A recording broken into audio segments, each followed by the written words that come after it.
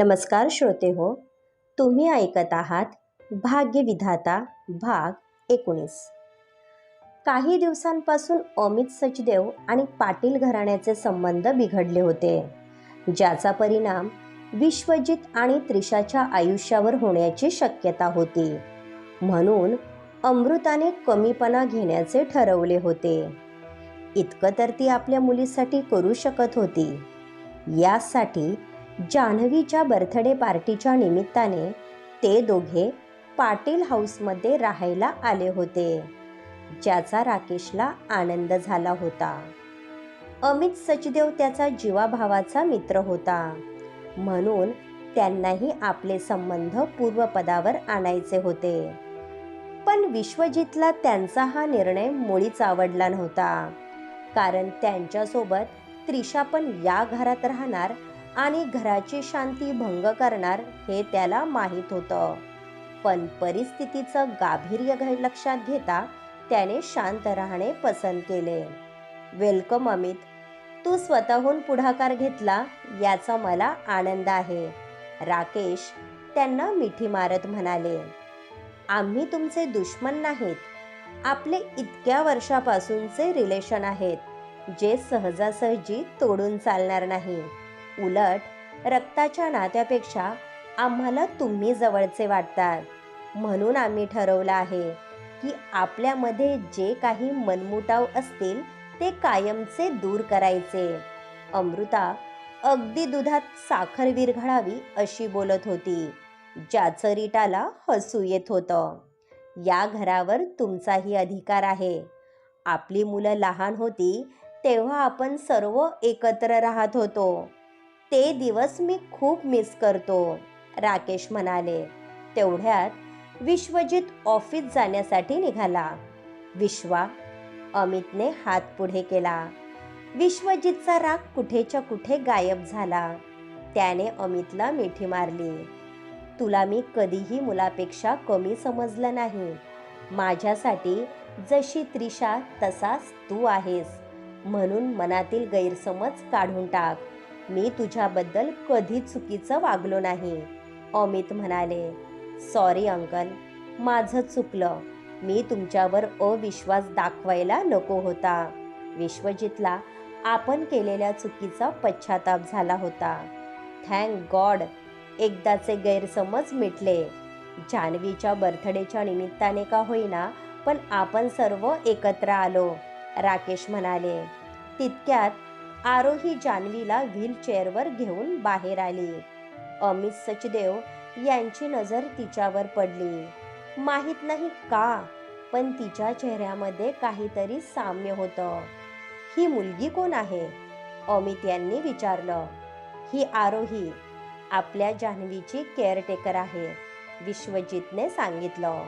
अमितने तिच्या डोक्यावरून हात ठेवला। तो मायेचा स्पर्श होताच आरोही भारावून गेली होती। Aarohi, nice name, god bless you बेटा, अमित सचदेव म्हणाले। ती माझी केअरटेकर नाही, बेस्ट फ्रेंड आहे, माझ्यावर खूप प्रेम करते, जान्हवी म्हणाली। हे तू विश्वाला सांग, त्यानेच ओळख करून दिली आहे, अमित म्हणाले। जान्हवीने विश्वजितला पाहून राकीट लुक दिला। सॉरी बच्चा, यापुढे अशी चूक होणार नाही, विश्वजित कान पकडत म्हणाला आणि हसतच जाण्यासाठी निघाला। भाई, तुमच्याजवळ काम होतं, जान्हवी म्हणाली। तितक्यात त्रिशा आली। मला उशीर होत आहे बेटा, तू अभिजितला सांग, विश्वजित मनगटावरील वॉच पाहत म्हणाला। मी बर्थडेसाठी काही आउटफिट सिलेक्ट केले होते, ते घेण्यासाठी डिझायनरने बोलावलं आहे। तुम्ही आरोहीला घेऊन जा आणि तिच्याकडे पाठवून द्या, आणि तिला पण चांगले आउटफिट खरेदी करून द्या। पहा ना ती कशी राहते, माझी फ्रेंड शोभत नाही आणि तिला कोणी बोललेलं मला आवडत नाही। जान्हवीचा रोग त्रिशावर होता। विश्वजितने तिच्यावरून नजर फिरवली तर तिने साधासा चुडीदार आणि त्यावर ओढणी घेतली होती। आपण हे आधीच ऑब्झर्व का केलं नाही याचा त्याला पश्चाताप झाला होता। पण जेव्हा ती कधी समोर येत होती तो तिच्या डोळ्यांमध्ये असा काही गुंतायचा की त्याला कसलेच भान राहत नव्हते. म्हणून त्याने आरोहीचे कपडे ऑब्झर्व केले नाही. तुझ्या फ्रेंडला बाहेर यायला सांग, मी गाडी काढतो. विश्वजित जाण्यासाठी निघाला. थांब विश्वा, या डाऊन मार्केटला सोबत घेऊन जाण्याची काहीही गरज नाही. मला फन आउटफिट घ्यायचे आहे. त्यासोबत मी पण जान्हवीचे क्लॉथ घेऊन येईल. आपण दोघे सोबतच जाऊ. त्रिशाने त्याचा हात पकडला, जे त्याला अजिबात आवडलं नाही. तुला शॉपिंग करायची असेल तर एकटी जा. माझ्याजवळ वेळ नाही. गेल्या वेळी तू 8 तास मला थांबवून ठेवलं होतं. विश्वजितने तिचा हात झटकला. I am impress. म्हणजे तुझ्या लक्षात आहे. मला वाटले होते तू विसरला. त्रिशा निर्लज्जासारखी त्याच्या जवळ सरकली. आरोही, लवकर ये, मी वाट पाहत आहे. विश्वजित बाहेर निघून गेला. त्रिशाने रागात आरोहीला पाहिले. त्रिशा पुढे काही बोलणार, अमृताने तिला आवाज दिला म्हणून ती निघून गेली. याची काही गरज नव्हती आणि मी एकटी जाणार नाही. तू पण माझ्यासोबत चल. त्याच्यासोबत जाण्याच्या विचाराने आरोही घाबरली होती. माझी हालत कशी आहे माहीत आहे ना तुला. जेव्हापासून माझा ॲक्सिडेंट झाला आहे मी घराच्या बाहेर गेली नाही. भाईचा चॉईस छान आहे, ते तुला हेल्प करतील. आता लवकर जा, नाहीतर ते चिडतील. जान्हवीने नर्सला आवाज दिला आणि निघून गेली. आता आरोहीजवळ दुसरा पर्याय नव्हता. राकेश आणि अमित बुद्धिबळ खेळत बसले होते, पण अमितचे खेळाकडे अजिबात लक्ष नव्हतं. तो आपल्याच विचारांमध्ये हरवला होता. अमित, काय चाललंय तुझं? आत्तापर्यंत तू मला चेकमेट करायला हवं होतं, राकेश म्हणाले. तुझा डाव झाला पण? कोणती चाल खेळली तू? अमित बुद्धिबळ पटलावर नजर फिरवत म्हणाले. काय झालं अमित? तुझा चेहरा का उतरलेला वाटत आहे? तू घरी आला होता तेव्हा तर नॉर्मल वाटत होता, मग अचानक तुझ्या चेहऱ्यावर 12 कसे वाजले? राकेशने विचारलं. अमितने एक मोठा श्वास घेतला. त्याचं मन भूतकाळामध्ये हरवलं होतं. आज बऱ्याच दिवसानंतर एका व्यक्तीची आठवण आली, म्हणून मनाला चैन पडत नाही. त्यावेळी मी थोडं तरी धाडस दाखवायला हवं होतं. माझ्यामुळे एका व्यक्तीचं आयुष्य बर्बाद झालं आहे. ही सल कायम माझ्या मनाला खात राहणार आहे. अमितला नक्की काय बोलायचं आहे हे राकेशने जाणलं होतं. त्यावेळी परिस्थिती कशी होती तुला माहीत आहे. तू जी चूक करत होता त्यामुळे तुझी प्रोफेशनल आणि पर्सनल लाईफ स्पॉईल झाली असती. असं समज, जे होतं ते चांगल्यासाठी होतं. राकेश आपल्या मित्राला समजवण्याचा प्रयत्न करत होते. चूक मी केली होती, मग त्याची शिक्षा मला भेटायला हवी होती. मी तर आपल्या प्रपंचामध्ये गुंतलो, पण त्या व्यक्तीला किती यातना झाल्या असतील याचा तरी विचार कर. अमितला भरून आलं होतं. मी समजू शकतो.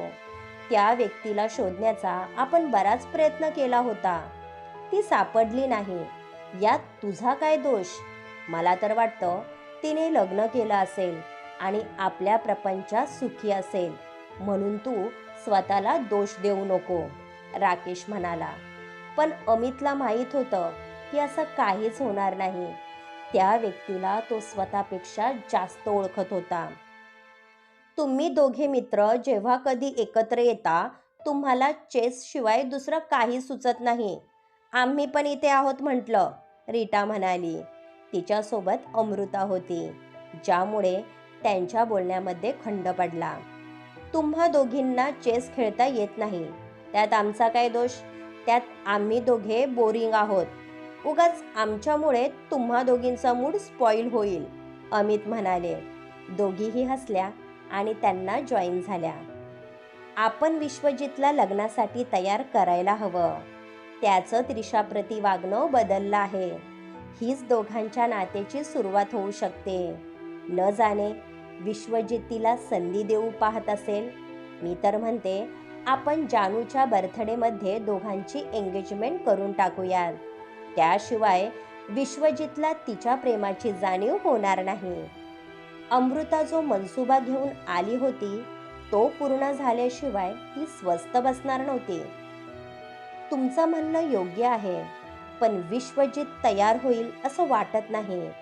आपण या विषयावर त्याच्यासोबत बोलायला हवं. राकेश आपल्या मुलाला चांगलं ओळखत होते. आपण जर त्याला या गोष्टीची कल्पना दिली तर तो उगाच आढेवेढे घेईल. त्यापेक्षा आपण त्याला सरप्राईज देऊयात. जोपर्यंत दोघांना आपल्या नात्याची जाणीव होणार नाही त्यांना शहाणपण येणार नाही. आता बस झालं राकेश. मला पण विश्वजित आणि त्रिशाला सुखात पाहायचं आहे. नात्यामध्ये गुंतल्यानंतर विश्वजितला तिच्या प्रेमाची जाणीव होईल. अमितने पण पुढाकार घेतला. पण राकेशला अजूनही हे मान्य नव्हतं. कसला विचार करत आहेस राकेश? तुझ्या मुलाने कायम सुखात राहावं ही तुझीच इच्छा आहे. विश्वजितला प्रेमाची गरज आहे. एकदा का ते त्याच्या आयुष्यामध्ये आलं त्याचं आपल्याप्रती वागणं बदलेल. आणि त्रिशा आपल्यासाठी परकी नाही. ती हर प्रकारे विश्वाला समजून घेईल. म्हणून तू होकार द्यायला हवा. रीटाने दुजोरा दिला. राकेश समोर दुसरा पर्याय नव्हता. त्यात विश्वजित पूर्णपणे त्रिशाच्या मुठीत होता. अशामध्ये एंगेजमेंटसाठी नकार देण्याचा प्रश्न येत नव्हता. आरोहीला घेऊन विश्वजित मुंबईमधील नावाजलेल्या फॅशन डिझायनरकडे आला होता. तेथील हाय क्लास स्टाफ पाहून आरोहीला स्वतःची लाज वाटत होती. तुम्ही माझ्यासाठी कपडे सिलेक्ट करा ना, मी बाहेर थांबते, आरोही म्हणाली. तुझी इच्छा आहे की मी तुझ्यासाठी आउटफिट सिलेक्ट करावे? माझी काहीच हरकत नाही, पण माझी चॉईस थोडी हटके आहे. आवडेल तुला? विश्वजित मिश्किल हसत म्हणाला. मला तसं म्हणायचं नव्हतं. मला लाजल्यासारखं होत आहे. आरोहीच्या चेहऱ्यावर असलेले लज्जेचे भाव पाहून विश्वजित घायाळ झाला होता. Hello mister Patil, how can help you? ज्या फॅशन डिझायनरची अपॉइंटमेंट घेण्यासाठी कित्येक दिवस वाट पाहावी लागत होती तो स्वतः विश्वजित पाटील यांचे स्वागत करत होता. विश्वजितने त्याच्या कानामध्ये काहीतरी सांगितलं. तसा मॉन्टी मंद हसला. मॅम, तुम्ही माझ्यासोबत चला, मॉन्टी अदबीने म्हणाला. आरोहीने विश्वजितकडे पाहिलं. त्याने डोळ्यांनी तिला जाण्याचा इशारा केला आणि ती मॉन्टीसोबत आत गेली. स्टाफमधील 2 मुली तिचं मेजरमेंट घेण्यासाठी पुढे आल्या. आपण कुठे फसलो असं तिला झालं होतं. मॉन्टी तिच्या भोवती गोल फिरत तिला वरून खालपर्यंत पाहत होता, जे आरोहीला विचित्र वाटत होतं. म्हणून तिने स्वतःला ओढणीने कव्हर केलं. यांची ओढणी रिमूव्ह करा, मॉन्टीने सांगितलं आणि एक मुलगी तिची ओढणी काढण्यासाठी पुढे आली. मी ओढणी काढून देणार नाही, तुम्ही माझ्यासोबत असं करू शकत नाही. आरोही घाबरली होती. रिलॅक्स मॅम, हे माझं प्रोफेशन आहे. मला फक्त एकदा तुम्हाला पाहायचं आहे, मॉन्टी म्हणाला. तुम्हाला नक्की काय पाहायचं आहे? मला नको तुमचे कपडे, जाते मी. आरोही पळतच बाहेर जाण्यासाठी निघाली आणि समोर असलेल्या विश्वजितच्या अंगावर आदळली. तिला सावरण्यासाठी विश्वजितने दोन्ही हात तिच्या कमरेमध्ये गुंफले आणि तिला आपल्या जवळ ओढले आणि आरोही त्याच्या नजरेमध्ये हरवून गेली. त्याने शर्ट घातला होता, ज्यावरून ती हळुवारपणे हात फिरवत होती. तो स्पर्श तिच्या ओळखीतला होता. तिने अलगद त्याच्या मानेवरून हात फिरवला. तो अलवार स्पर्श तो स्वतःमध्ये सामावून घेत होता. आरोहीला कसलेच भान राहिले नव्हते. त्याच्या जवळ जाण्याची तिला प्रखर इच्छा झाली होती. तिचे हात त्याच्या खांद्यावरून छातीवर सर्राहितपणे फिरत होते. तिचे डोळे बंद असल्यामुळे तो डोळे भरून तिला पाहत होता. त्याने आपल्या हाताची पकड तिच्या कमरेभोवती आणखी घट्ट केली. तो स्पर्श तिच्या अंगावर शहारा आणत होता. ती पूर्ण आवेगाने त्याला मिठी मारणार तितक्यात एक्सक्यूज मी सर, मॉन्टीच्या आवाजाने ती भानावर आली आणि विश्वजितपासून दूर झाली. मॅम कोऑपरेट करत नाही, प्लीज तुम्ही समजावून सांगा ना, मॉन्टीने सांगितलं. आरोहीचं संपूर्ण शरीर घामाने भिजलं होतं. ती जोरजोरात श्वास घेत होती. मॅडमसाठी आउटफिट मी सिलेक्ट करतो. आरोही, तुम्ही आरामात बसा, मी आलोच. विश्वजितने अलगद तिच्या गालाला थोपटलं आणि आतमध्ये निघून गेला. आरोही तशीच सोफ्यावर बसली. त्याचा स्पर्श ती फील करत होती. कुठेतरी तिच्या मनामध्ये शंकेची पाल चुकचुकत होती. त्या रात्री आपण ज्या व्यक्तीसोबत होतो तो विश्वजित तर नसेल ना? कारण प्रत्येक वेळी तिला हा भास होणे शक्य नव्हतं. या विषयावर ती डायरेक्ट त्याच्यासोबत बोलू शकत नव्हती. तरी तिला काहीतरी हालचाल करणे गरजेचे होते. क्रमश. पुढील भाग ऐकण्यासाठी आमच्या चॅनलला सबस्क्राईब करा. धन्यवाद.